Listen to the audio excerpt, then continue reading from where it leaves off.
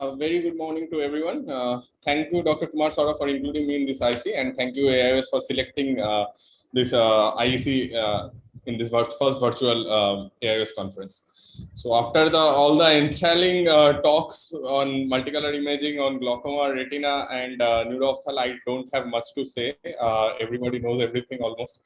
Uh, so, we all know that glaucoma is a progressive optic neuropathy and it is associated with irreversible loss of retinal ganglion cells. And as Dr. Shruit said that previously what we were using is slit lamp microscopy with 90D or 70D or discolor photography or red-free photography and OCT and HRT for disc imaging.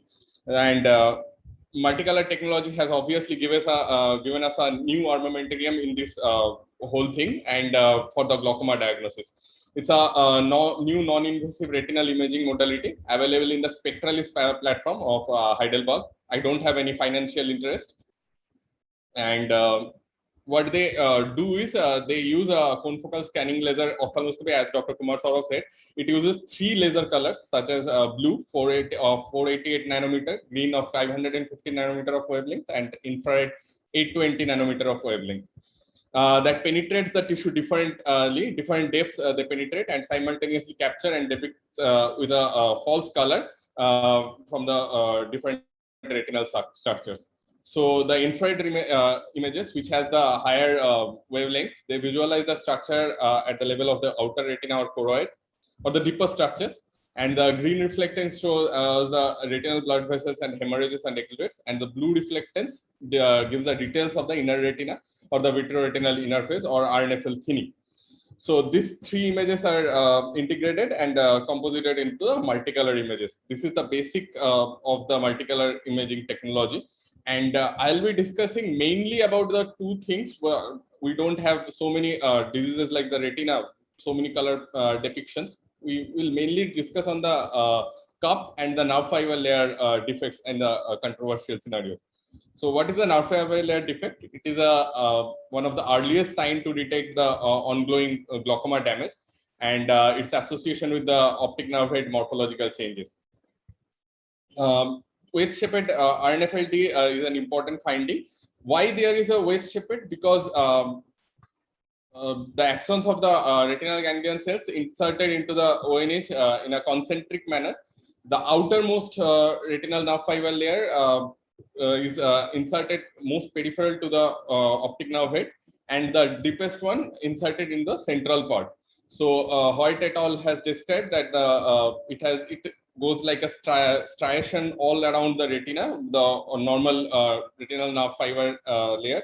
And due to different causes like the intraocular pressure or something, the wearing away of the retinal nerve fiber appears as a dark slit, which is known as the nerve fiber layer defect. So what the color funda till now, what we are doing to document this nerve fiber layer defect is we are using the color fundus photography. The color fundus photography was performed with FF40 450 plus fundus camera. I don't have any financial discomfort, financial disclosure. It uses a discomforting bright light and dilated pupil is necessary to get optimum image quality. So this is the picture of 2 optic nerve heads with the color fundus photograph. We take 20° for normal color fundus and 30° for the red-free ones. So this is a right eye optic nerve with a. In case of color fundus photograph, what we do to see the cup is what Dr. Shurith have said. We go with the color of the cup and the vessel bendings. I can say from here it is around 0.7 with a inferior rim thinning, and most probably there is a wedge defect in the inferior part. And in the left eye, there is around 0.8 thinning with inferior rim loss, and I am not sure about the nerve fiber layer defect because of the image quality. This sort of things happens in the color fundus photograph because of the media haze or other factors. The red-free photographs also given us the same description only with a nerve fiber layer defect inferiorly. Most probably there is a nerve fiber layer defect here also. But when we see the same patient in the multicolor imaging. In the multicolor imaging, in the green reflectance and blue reflectance, which images the superficial part of the retina, they have clearly shown that punched out retinal nerve fiber layer defect in the inferior rim. And in the infrared images, we can see the cup, because the infrared images depicts the deeper layer structures. So we can see there is a inferior rim thinning. I would rather say inferior notch is there with around 0.7 cup. And in the left eye also, there is a huge RNFLD is there, which we can better see in the green reflectance and blue reflectance. The superficial layer of the retina can be depicted, and the cup also is better seen by the color itself. It's around 0.8 with the inferior rim loss. So obviously the multicolor and the HVF is showing the same thing what we are seeing in the multicolor images.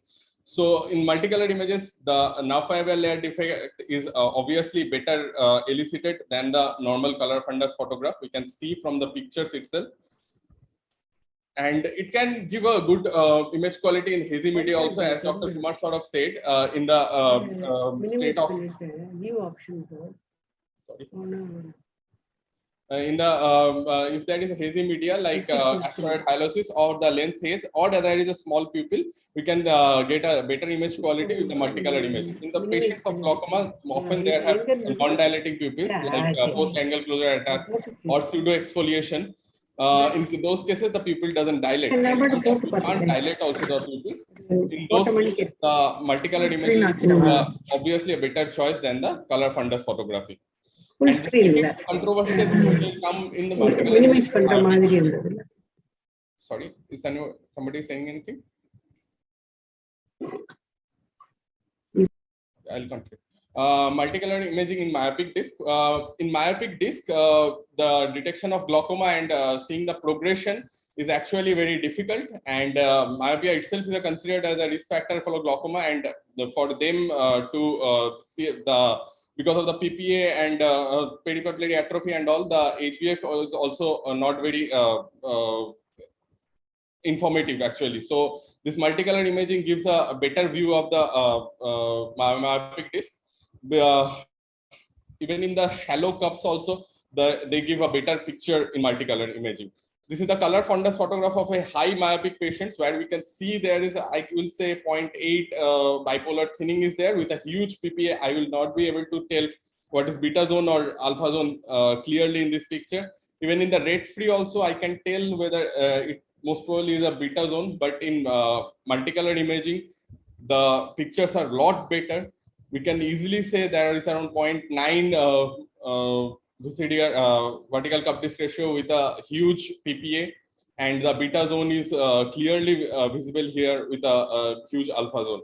And this is important for us to diagnose for the diagnosis of glaucoma cases, as the beta zone is the important for sequential imaging, and whether it is increasing or not in glaucoma patient, that we have to see. Even in the green reflectance and blue reflectance also, we can see there is a huge PPA, and in the left eye also we can see there is a around 0.7 cup with a huge PPA with a beta zone around the nerve.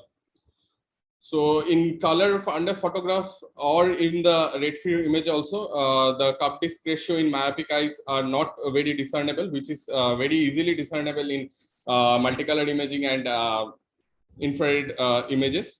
And so in conclusion, I would like to say that this multicolor imaging with the composite multicolor image and the green reflectance and blue reflectance gives an excellent imaging modality for the glaucoma, and which have a superiority over the color disc photography. We don't have it in regular practice yet, but yeah, we are using it, and it has a bright future. Thank you.